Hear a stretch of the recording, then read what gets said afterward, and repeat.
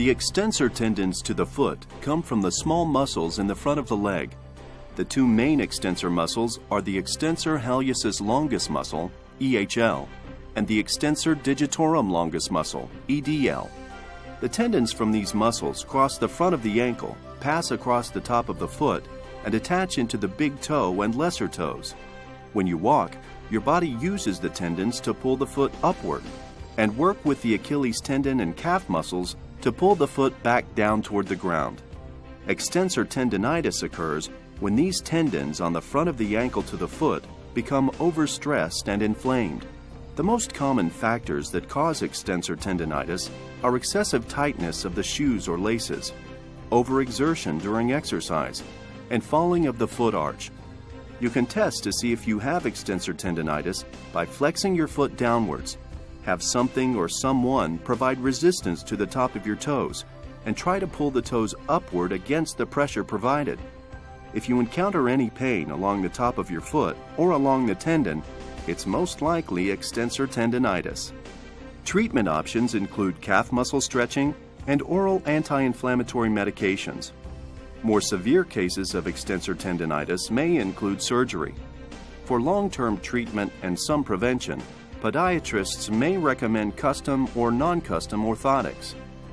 Morton's neuromas are confined to the nerves of the foot and are generally benign or non-cancerous growths of nerve tissue.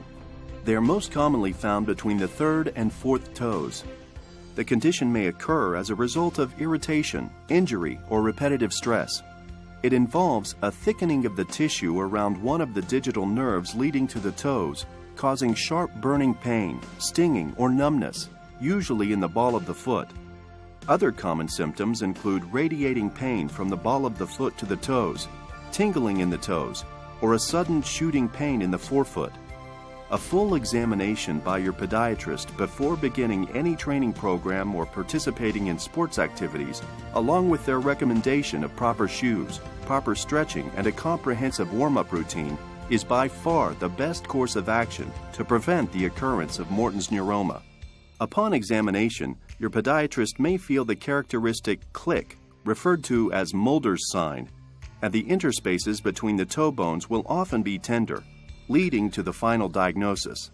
Initial treatment for Morton's neuroma may include non-prescription anti-inflammatory medications to reduce pain and swelling, massaging the painful region 3 times daily with ice, change of footwear to avoid tight shoes, high heels, or any footwear that seems to irritate the condition, and arch supports or foot pads to help reduce pressure on the nerve, reducing activities that cause stress to the foot, or injections of a corticosteroid medication to reduce the swelling and inflammation of the nerve is also effective in reducing pain. Should the condition persist or worsen despite these efforts, surgery may be recommended to remove the neuroma. Another condition similar to Morton's neuroma is capsulitis, also known as plantar plate strain or metatarsal overload syndrome. When two bones come together, they form a joint. The ligaments surrounding the joint are called capsular ligaments. These ligaments keep the two bones lined up so that the joint can function properly. This condition occurs when the ligament becomes inflamed. Any activity which requires constant and excessive bending of the toes will eventually cause the ligaments to overstretch, become inflamed, and begin to hurt. Your podiatrist, an experienced foot specialist, will be able to properly diagnose this condition and suggest appropriate treatment options, including non-steroidal anti-inflammatory drugs, physical therapy, stretching, padding, or orthotics. Many practitioners not totally familiar with foot pathology will come up with a wrong diagnosis, which can lead to more serious issues if not treated properly. A stress fracture is generally an overuse injury.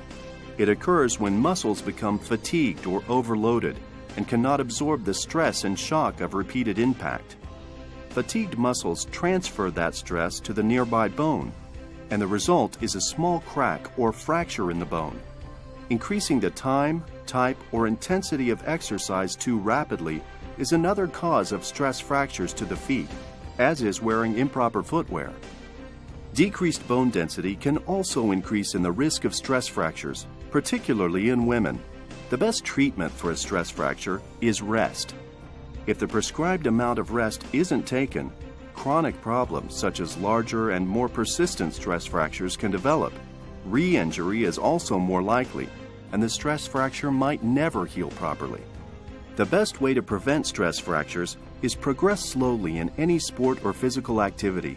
Eat well, include calcium-rich foods in your diet, and wear the proper shoes.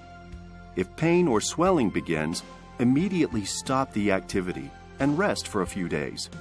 If continued pain persists, see your podiatrist for a thorough evaluation and diagnosis. A sesamoid is a bone embedded in a tendon. In the foot, the sesamoids are two P-shaped bones located in the ball of the foot beneath the big toe joint. A fracture in a sesamoid bone can be either acute or chronic. An acute fracture is caused by trauma and produces immediate pain and swelling at the site of the break. A chronic fracture is a stress fracture usually caused by repetitive stress or overuse. Sesamoiditis is an overuse injury involving chronic inflammation of the sesamoid bones and the tendons involved with those bones, caused by increased pressure. Often, sesamoiditis is associated with a dull, long-standing pain beneath the big toe joint. The pain comes and goes, usually occurring with certain shoes or certain activities. An injury of the soft tissue surrounding the big toe joint is known as turf toe. It usually occurs when the big toe joint is extended beyond its normal range and typically accompanied by a pop at the time of injury. Turf toe causes immediate, sharp pain and swelling. It usually affects the entire big toe joint and limits the motion of the toe. In diagnosing a sesamoid injury or turf toe, your podiatrist will examine the foot, focusing on the big toe joint. An X-ray, a bone scan, or an MRI may also be needed. Depending on the type and severity of the injury, non-surgical treatment may include padding, strapping or taping, immobilization, non-steroidal anti-inflammatory drugs, physical therapy, steroid injections, or being fit for an orthotic device. Surgery is generally reserved for the most severe injuries which fail to respond to non-surgical treatment over a long period of time.